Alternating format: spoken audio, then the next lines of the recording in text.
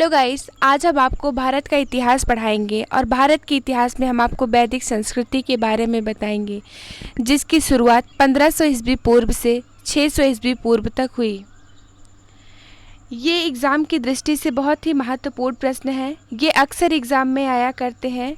इनको आप रट लीजिए, याद कर लीजिए, जो भी आपको करना है आप कर लीजिए, चाहे आप तोता ही क्यों ना बन जाइए, लेकिन वीडियो को स्किप ना करते हुए पूरा वीडियो ध्यान से देखिए। तो चलिए हम अपने पहले प्रश्न की तरफ चलते हैं। पूर्व वैदिक संस्कृति का काल क्या माना जाता है? 1500 ईस्वी पूर्व से 600 ईस्वी पूर्व तक पूर्व वैदिक संस्कृति का काल माना जाता है। वैदिक काल प्राचीन भारतीय संस्कृति का एक कालखंड है। उस दौरान वेदों की रचना हुई। हड़प्पा सभ्यता के पतन के बाद ही पूर्व वैदिक संस्कृति का आविर्भाव हुआ। नेक्स्ट, आर्य का मुख्य व्यवसाय क्या था? पशुपालन एवं कृषि आर्य का मुख्य व्यवसाय था। यह कृषि में धान्य और जौ की खेती करते थे और पशुओं में ये गाय को देवता मानते थे। बाकी ये पशुओं में बैल, घोड़ा, भेड़, बकरी आदि प्रमुख थे। नेक्स्ट, आर्य ने सबसे पहले किस धातु की खोज की? आर्य ने सबसे पहले लोहा की खोज की, जबकि सिंधु सभ्यता के लोगों ने तांबे की खोज की थी। नेक्स्ट, आर्य भारत में सर्वप्रथम कहाँ आकर बसे? आर्य भारत में सर्वप्रथम पंजाब में आके बसे, जबकि ये भारत में मध्य एशिया में आके बसे थे। मध्य एशिया से आए थे और पंजाब में बसे थे। नेक्स्ट,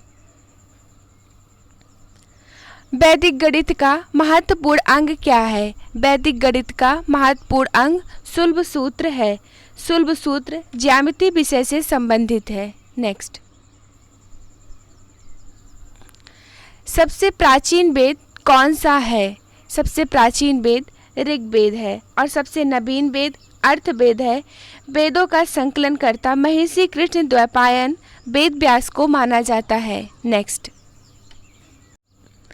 गायत्री मंत्र किस पुस्तक से लिया गया है?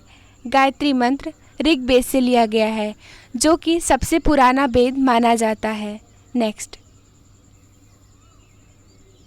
ऋग्वेद में कुल कितने मंडल हैं? ऋग्वेद में कुल 10 मंडल हैं। ऋग्वेद के रचयिता, ऋग्वेद के नहीं जबकि पूरे वेदों के रचयिता कृष्ण द्वैपायन वेद व्यास को माना जाता है। नेक्स्ट, कौन सा वेद गद्य और पद्य दोनों में है? यजुर्वेद गद्य और पद्य दोनों में है।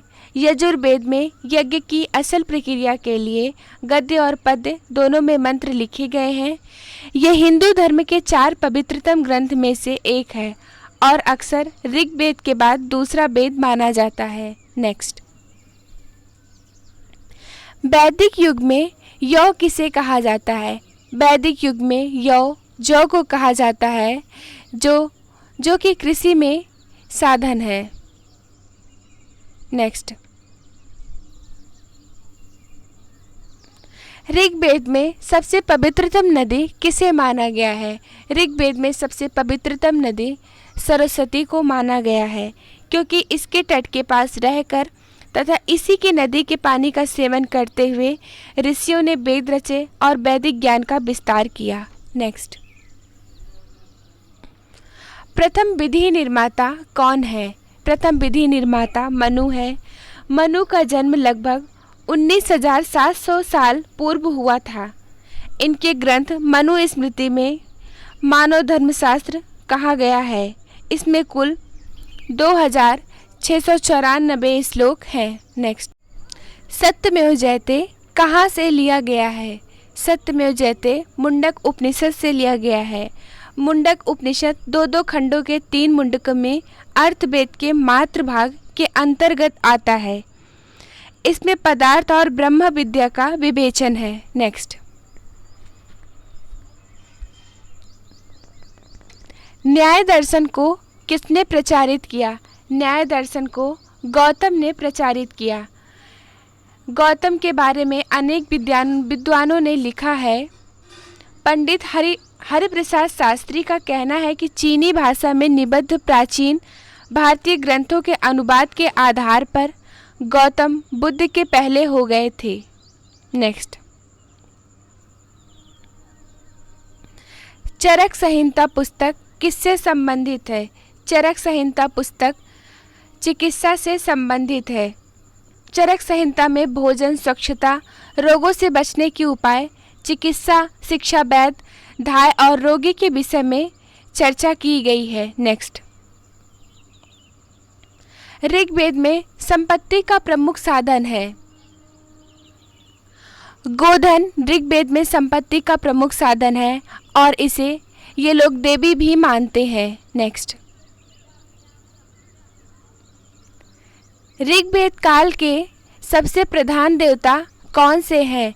ऋग्वेद काल के सबसे प्रधान देवता इंद्र हैं और ऋग्वेद में इनकी 250 ऋचाएं हैं। नेक्स्ट, संस्कारों की कुल संख्या है। संस्कारों की कुल संख्या 16 है। आपको तो पता ही होगा आपके अंदर कितने संस्कार हैं। नेक्स्ट, विश्व का सबसे बड़ा महाकाव्य कौन सा है? विश्व का सबसे बड़ा महाकाव्य महाभारत है। विश्व का सबसे लंबा यह साहित्यिक ग्रंथ और महाकाव्य हिंदू धर्म के मुख्यतम ग्रंथों में से एक है। इस ग्रंथ को हिंदू धर्म में पंचम वेद माना जाता है। 4 वेद का नाम सुना ही होगा, 5वां वेद महाभारत माना जाता है। नेक्स्ट, इस फोटो को तो आप पहचानते ही होंगे। अब इनको अपना नाना बाबा मत बताइएगा, ये महर्षि वेद व्यास की फोटो है। नेक्स्ट,